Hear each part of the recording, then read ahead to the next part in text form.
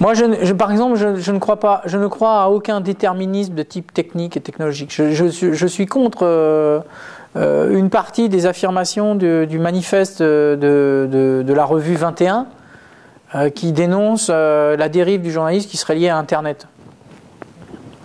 On peut utiliser Internet intelligemment pour faire du journalisme, comme on peut utiliser bêtement Internet pour faire du journalisme.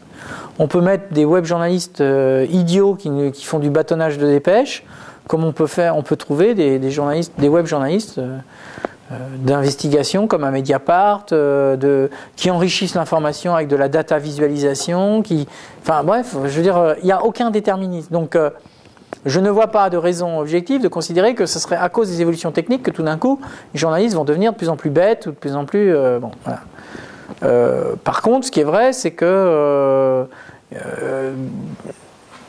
les difficultés de trouver un modèle économique font qu'on met de plus en plus souvent les journalistes en situation de très grande tension, à devenir des Shiva journalistes, hein, un micro, une caméra, un appareil photo.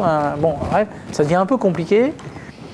Et que ça ne pourra pas éternellement durer comme ça et qu'il faut arriver à trouver. Alors peut-être, moi ce qui me rend optimiste, on va dire, c'est que je pense que c'est une phase de transition, qui est une phase de transition dure à passer, mais qui doit pouvoir déboucher sur, après avoir expérimenté différents modèles, après avoir modèle économique, payant, pas payant, on redevient gratuit, puis on redevient payant, ou partiellement payant, enfin bref.